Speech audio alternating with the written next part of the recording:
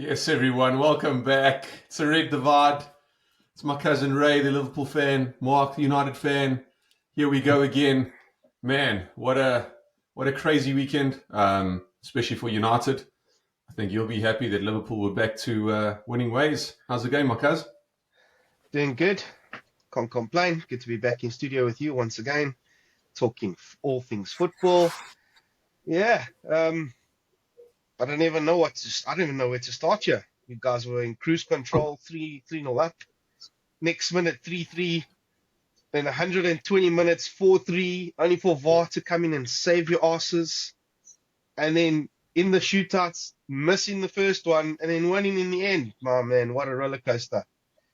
One thing that I can take from this, that little cunt, Anthony, that shit that he pulled in front of the Coventry supporters, man, that got under my skin.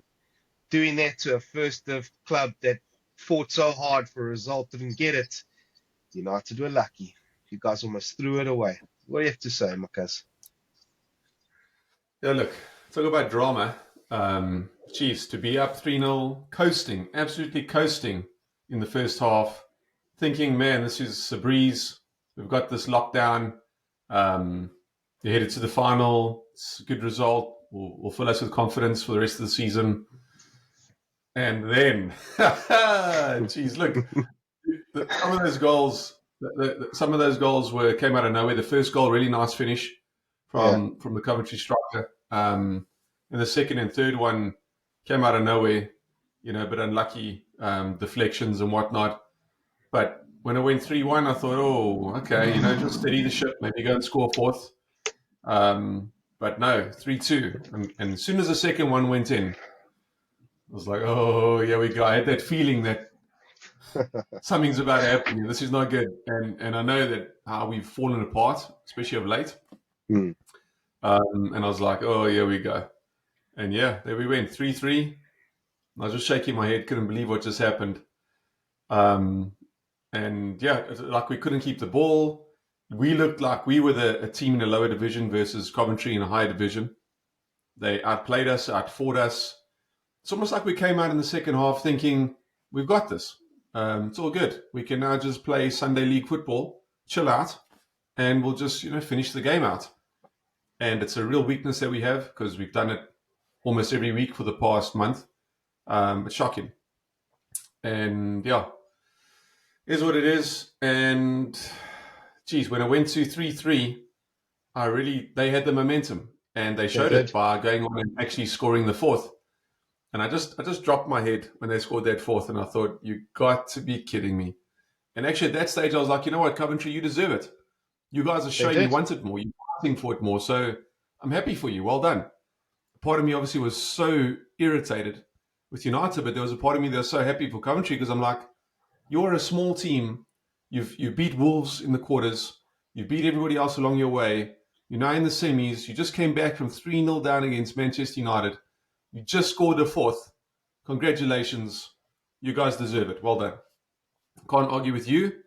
I have to take up my irritation with my own team that have absolutely thrown this away. Pathetic. However, VAR came in, denied them by a toe, it looked like. Hmm. And you almost think they could have drawn those lines in any other way and I maybe think given so it to too. them. I don't know. It was so close. Could have gone either way. So unlucky. Jeez, man. Because, of course, it went to penalties. We won. But the fact that they fought so hard and got there, I almost feel like they deserved to be in the final versus us that just capitulated. Um, but in the end, I guess the class came through in the penalties. You're talking about players that are on monster wages versus, guys that are just fighting for their own badge, which is something United don't have anymore. It's players that fight for their badge and want to be there. So, end of the day, it was, skills, precision that put United through to the final. Casemiro trying a Bernardo Silva from the day before, it looked like. Panenka, we Ridiculous. went horribly wrong. Horribly wrong. Yeah, pathetic. And he's the only one who missed his peanut. And then Onana with a Some good save aerobics. and putting the guys under pressure in the penalties and forcing their captain to sky the ball and saving that other shot. And End of the day, we through. Look, making it through to a final is no. You can't look down at that. It's no cheap shot. Well done. Not at You've made all. it. Just the means that we got there is obviously real shitty. But hey, we're there. It's a one-off game. Sometimes you play extremely well all the way to the final, and you play terribly in the final. Look at Spurs against Liverpool in the Champions League. They were pathetic. They barely showed up. You guys walked right through them.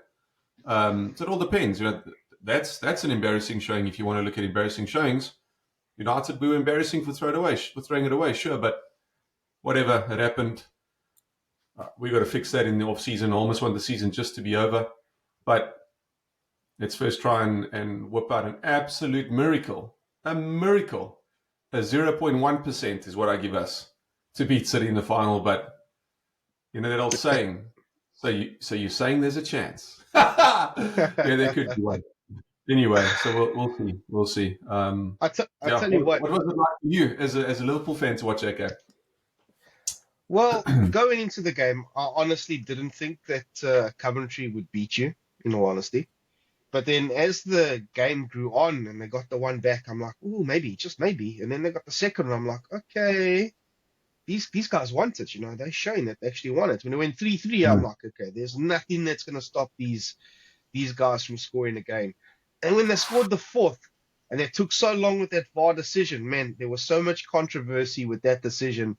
Because like you said, if they had drawn that line from any angle or any other angle, that's onside all day long. You know what I mean? Yeah. Really. At the end of the day, was it the right decision? Probably not. Could it have gone in out of the way? Yes, it did. You guys got the decision on the day, and obviously the game went to penalties. But it's almost like you guys ran out of ideas. It's almost like you guys folded completely, where they came back, and it's almost like you lost your energy, and they literally were doing what they wanted to do on the pitch. And I guess that's probably the story of United's season. You guys have been so inconsistent and so poor. I can't remember the last time you guys were 3-0 up and then almost threw it away. I cannot actually think of the last time this season, because you haven't scored that many goals, in all fairness. All credit to you guys, though. You guys are in the final. You guys have been shot the whole season. And to make it to a final, to have a shot at some silverware, got to give it to your team, as bad as you guys have been. Congratulations.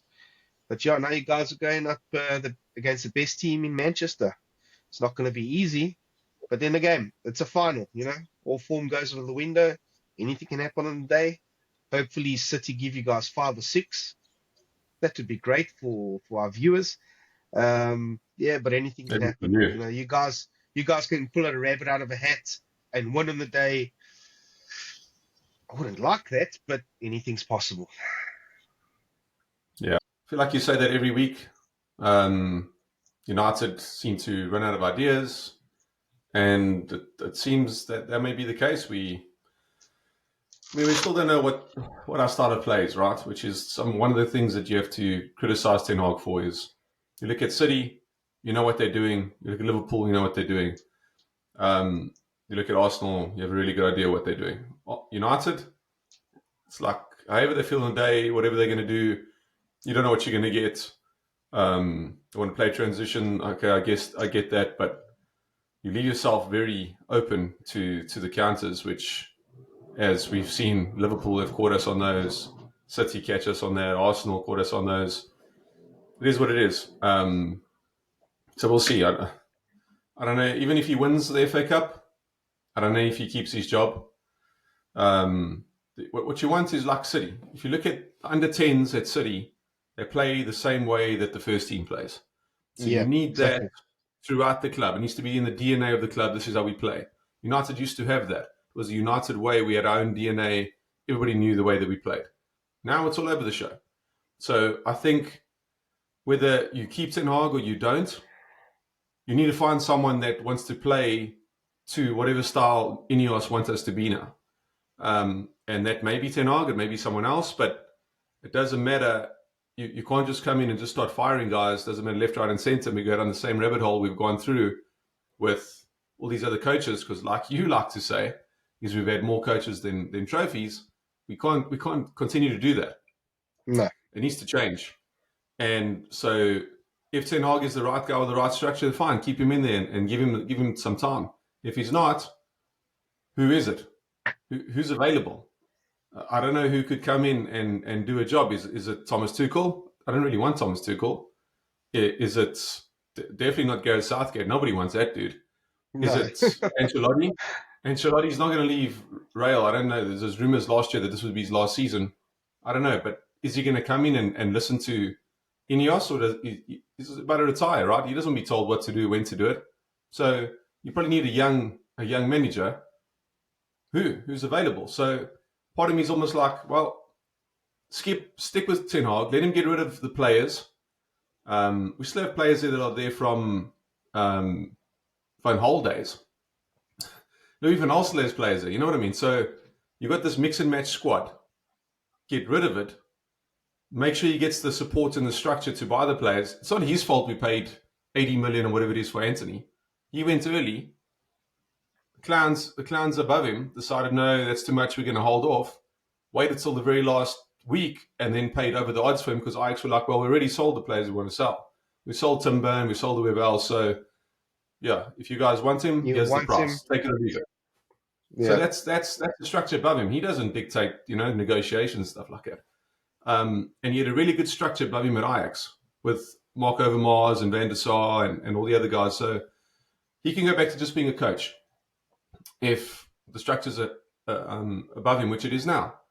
With Jason Wilcox, with Dan Ashworth, with Amar Barada, these guys will be there to dictate how they want to play, which players should come in, who's got the right attitude, plus the right personality and skill to be there, and not just rely on him to do it all. He'll just be the coach. Yeah.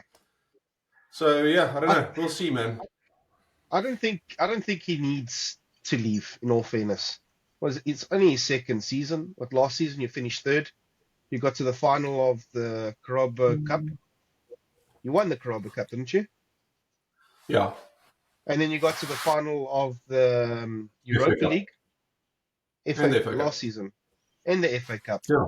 And this season you're in the final of the FA Cup. So, it just goes to show that he's doing something right. Even though you've been extremely inconsistent and he probably hasn't molded the team that he wants right now.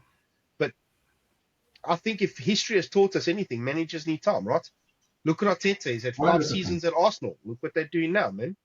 Okay, 100%. Last season they bottled the league. Look at Pep. Look at Klopp. Look at all of them. Look at Klopp. He's had time. Look, Pep has had time. So I think in all fairness, you want to change. If people want to change the coach, you've got to change the football philosophy. New coach comes in, new players. It's a completely new rebuild again. And 100%. in all fairness, which United you don't will know have all that too time. soon. Yeah. Yeah, all too soon. That's going to be happening to us next season. So I don't think United need to reinvent the wheel now that you have EOS, like you mentioned earlier. They can just leave Ten Hag to do the coaching on the pitch and not worry about any other outside noise, because he has a proven track record in 2 seasons. You know what I mean? He's gotten you guys to finals. Fine, fair enough. You haven't been successful in all of them, but no coach is successful in all of them. Klopp is testament to that, right? So I think give him time. Although your Premier League finish the season is probably going to be terrible. But again, he's got you to the FA Cup final. You know what I mean? So bear with him, in my opinion. Let him continue to coach as he should be coaching. Let EOS come in and take away all the background noise and just let him focus on things on the pitch. Next season, you'll probably have a much better finish if you guys can find consistency. So firstly, it's Ineos. Get used to that name because they're going to take over with United. It's Man United. Number one. Number two. Yeah, I agree. He just needs the structure. He needs time. Let him do his thing. He hasn't had a fit striker, right? All season. Hoyland's been fit for a quarter of the season. He's the only striker at the club because Martial cannot be relied on and injured for most of the season. Rashford hasn't been firing, so he hasn't had a striker. Or someone to fill in that position all season long. So that's why our goals are so bad. Also, when you watch us play, it's not like Hoyland gets a whole lot of the ball either. He doesn't get a lot of service, which is on the team. That's their own fault. So Yeah. Excuse me. That needs to change. Um, we went through the injuries in the last episode. Now it's over 65, which is crazy, but it is what it is. You got to deal with whatever comes your way during the season. And if you saw in the FA Cup, we had youngsters on. We had Amari Forson on. Hasn't seen first team football in months. It's youngsters. Ahmad doesn't get many chances. He was on again, and he seems to play in the FA Cup. I don't know why Ten Hag doesn't give him more time in the Premier League, but with all the injuries, we don't have much squad depth, and I think he needs more time to adjust to that and more time to add to his squad. Get rid of the toxic personalities in the club that have got all these other managers fired. Whether they're stars or not, get rid of them. I saw the other day, I think I saw Jadon Sancho say, if Ten Hag goes, he's ready to come back and carry on his career at United. That right there is toxic. You know what I mean? Are you joking?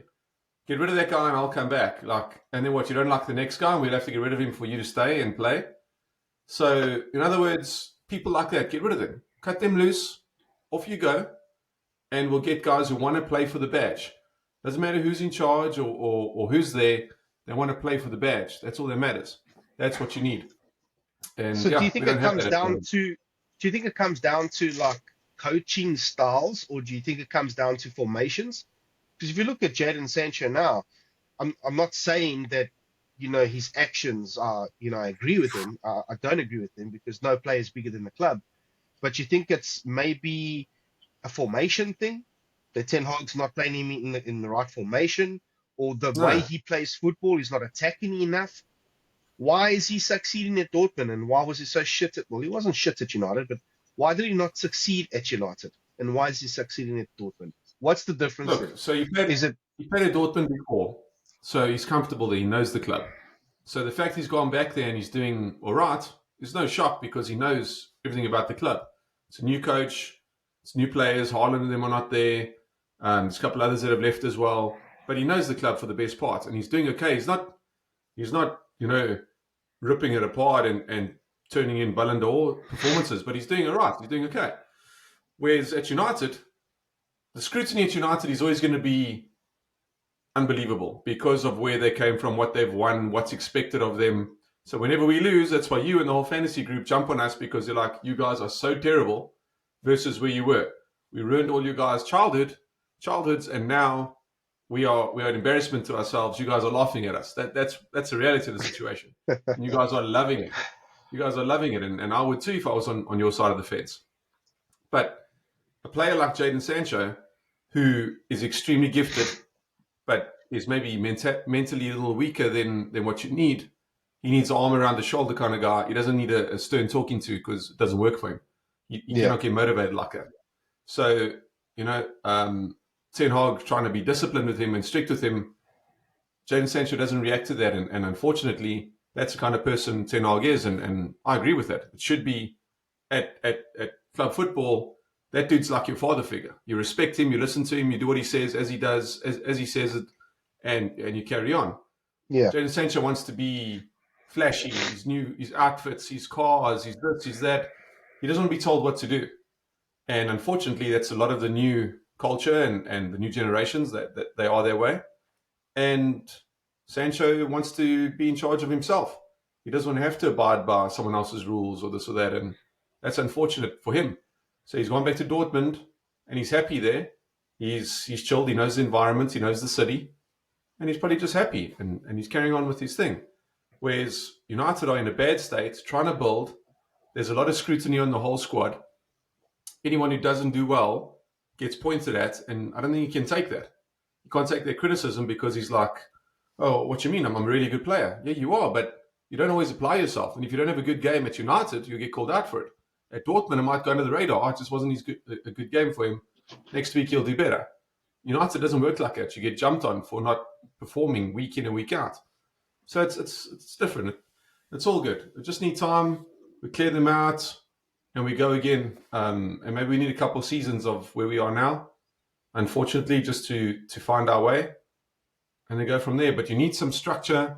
You need some solidarity at the club. Same faces, being coaching staff, management, and all that kind of stuff, and move forward with 2 or 3 new players every season that can add to the quality, and we can go. Yeah, to get that squad depth to a number that's healthy, that you 100%. can rely on them to compete in all competitions. 100%. And the issue, like with United at the moment, we don't even know where we are. So we've got Sheffield on the weekend. You'd think that should smash them, bottom of the log, Sheffield, but you don't know what you're going to get with United. We like Chelsea. You know what I mean? We don't know what you're going to get. So there's a chance we draw that game or lose. Who knows? We should win and comfortably, but I don't see us winning anything comfortably for the rest of the season. So it's a roller coaster ride, and yeah, not good for the heart, but it is what it is. And you know what? Playing those teams that are at the bottom at this stage of the season, Fighting for those are everything. probably the most difficult games. It's not like they've got anything. It's like they have everything to lose. So they will fight for every single ball. They will put in every 100%. challenge. It's not going to be an easy game. But the fact that you're at home, you got a little bit of the upper hand. Although your home form hasn't been the greatest this season, to be fair. That's another challenge for you. It's Yeah. just another So challenge for United on the weekend. yeah. So we'll see how that goes. But yeah, onto other things. Old Liverpool, I see back to winning ways.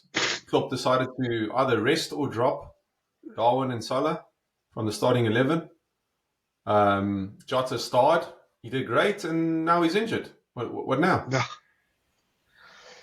Yeah, okay, let's start with Darwin and Salah. I think it was merited that both of them were on the bench, to be honest. Salah, ever You think they since were dropped, not rest? I don't I don't like to think that Klopp would say they were dropped. He would probably have told them that they were rested just because of the egos. But in my opinion, if I was the coach, I probably would have put Darwin on the bench because of the amount of chances that he's been missing. And even Salah, to be fair, ever since he's come back from the African Cup of Nations, he hasn't been firing. He misses more than he scores. He's really been struggling. And if I look back at a couple of seasons, he's been a mentality monster. He's been solid. But ever since Klopp has announced that he's out, I think it's probably had a negative effect on Salah's performances because Mm. he's just not the same. He's not clinical like he used to be. Even you would find those little intricate passes, especially for all of his assists, would be a pass through the legs or a no look pass or a crazy pass that you could never even think about between three players, and it's just not happening for him at the moment. And I think it must be a mentality thing where he thinks, okay, geez, my time's up at Liverpool. Klopp is out. Uh, where to from here? If I look at the way he's playing, that's where I'm reading behind the lines. But I think it was brave Mm. of Klopp to do that, especially every game we have to win if we're going to fight for the title right until the end of the season. And I think it was merited that Jota started. He deserved it. He's only coming back from injury now. He had an incredible game. And yeah, it's just unfortunate that he's injured again because we really need him right now. It's not many games to go, and he's probably been one of the shining lights of the team since he's come back. Yeah. It's frustrating, especially with Jota. He's so reliable. He's such an intelligent player. He knows where is the best position. He's always thinking, okay, the keeper might get a touch. Let me be here so I can tap it in. Or my players are taking a shot. If I'm here, I can tap it in. He's so intelligent in the way he plays. And yeah, to lose him through injury once again is very, very frustrating. But overall, good results against Fulham. I think we controlled the game. It's nice to see that we actually took our chances for a change because 4 games up to that, we created all the chances but couldn't finish them. And it's been extremely frustrating for me and for Mm. the rest of the fans, to be fair. Um, just shows the mentality that the boys still want it, even though our season seems to have fallen apart. We're still there. We're still fighting. And yeah, another 3 points. Still up to tonight's game. Arsenal have gone on top again. Good win over Chelsea. And yeah, looking forward to this weekend game. It's a Merseyside derby away to the Toffees. Never an easy game. But again, we need 3 points. Yeah, and that's the thing with Arsenal with a very handy win there, 5-0 against Chelsea, puts them Comfortable win. top. Couple games in hand And versus goal versus difference. City, Lots of um, goal difference. and huge goal difference. But that's why I think the rest of you will win your games rest of the season. City first, Arsenal second, and Liverpool third, as I called it. I think that's how the season's going to end. Well, you know what? As things stand, with the amount of goals that Arsenal do have, it's very possible that it could finish like that. Um, Depends what happens with City and Brighton. Maybe Brighton can pull a rabbit out of the hat and maybe get a draw You never there. know. You never know. But then that leaves Arsenal in the driving seat. And based on tonight's performance and performance on the weekend, looks like they're up for it and are not ready to bottle the season again. So if I had to choose between Yeah. City and Arsenal, I'd be happy for Arsenal to win the league because they play good football. But the Arsenal fans, oh man, they'll never let anyone live it down. So just for the fact that the Arsenal fans will be so loud, I really don't want City to win it either. But if I had to choose between the two evils, yeah, it would probably be City. Yeah, it's a Sorry, close one for Dibs. me. Number Sorry, one, Jose. as long as Liverpool don't win it, as long as Liverpool don't win it, number one, that's out the way. Number two is it's tough for me for City and Arsenal. And if I didn't know these absolute delusional fans in Dimitri, as you just called him, and And and Jose. Jose, and those two, if those two weren't so delusional, I would happily see Arsenal win the league and be like, cool, well done, boys, you broke, City streak here, congratulations. But those two live in dreamland, and their mouths are so big that can't deal with it. So I'd rather just have City win. I don't know any City fans, as I've mentioned many times, so it's quite easy. It's cool. City win. It's hush hush. It's quiet. The rest of the league's quiet, and we carry on. So the next season we go again. That's the only reason that I wouldn't mind City to win, which is rough coming from a United fan, but the fans, you just can't deal with some of these delusional fans. So yeah, that's most Arsenal fans I know are, man, they are so delusional. Every year they think they're going to win it. Every year they think they're the best team. I don't know if it comes from them being the Invincibles at one stage and going unbeaten, that they've now turned into, we are the greatest team to ever exist. I mean, are you joking? Anyway, but yeah, that's where we're at, and I think it's going to finish City, Arsenal, Liverpool, and likely Villa. I think Villa will wrap up fourth, Spurs fifth, and Newcastle might even get sixth, United seventh. It's rough. That sounds about right. Although as a Liverpool fan, I have to believe that we're still going to be up there right until the last day. The league is in City's hands, you know what I mean? If they win all their games, they win. Same thing with Arsenal. They seem to have found some good form now at the end of the season, scoring lots of goals. You never know. You never know, Marcus. The ball is round. We, this weekend might have some shock results. We saw it a couple of weeks ago with Liverpool losing and And Arsenal as well. Arsenal, yeah, what was it? Liverpool drawing lost to and Villa. Arsenal, yeah, with and Villa as well. So anything can happen, as history has shown us. But yeah, it's going to be a good finish. Looking forward to it. It's been a whirlwind of a season. In all fairness, I didn't expect Liverpool to be so high up the log, especially with everything that's True. happened in the beginning of the season. But yeah, looking forward to this weekend's game against Everton. It's always a great game, the Merseyside derby. Merseyside derby. We're away, so it's a must-win game for us. Every game from now to the end of the season is a must-game win. And if I had to put a scoreline on that, I'd probably say a 2-1 or a 3-1 Liverpool win. What's your Yeah. what's your prediction? Yeah, no, I agree. I think you'll beat Liverpool. I mean, I think you'll beat Everton. I don't think you guys will score too many goals. I'm going to go with 2-0 or 2-1 to Liverpool. Um, and then I think United will edge Sheffield by the same score, 2-1. It'll be 2-1. nervy. It'll be 1-1 for a while, and we'll get the winner 2-1 sometime in the second half. That's at least what I'm going to predict. But man, that team of mine, I man, don't they know. are so frustrating. I've got this funny feeling that Sheffield can get a 2-2 draw. I don't know. I've just got this little Possible. hunch. Maybe because they Possible. You can put obviously some money on it. smack Put some bang at money the on it. bottom of the. Like I said earlier, these teams that are right at the bottom, they have everything to fight for. So I don't know. If you look at the in terms of caliber of teams, I think United on paper should obviously win the game, maybe 2-0 or 2-1. But just with Sheffield having everything to fight for, it's either a 2-1 or it's a 2-2, in my opinion. Either are very possible. United are not good at the back. Our defense is weak. We're not great at scoring goals. Now and again, we will push 2 or 3 goals, but yeah, I'm going to go with a nervy 2-1 win against Sheffield. Is Casemiro going to play centre back again? But no, I think he got injured. I think he came off with a slight Oof. knock. So yeah, I don't know what we're going to do.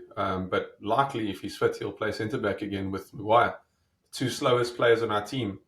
Oh, all right, 2 centre backs. It's going to be rough.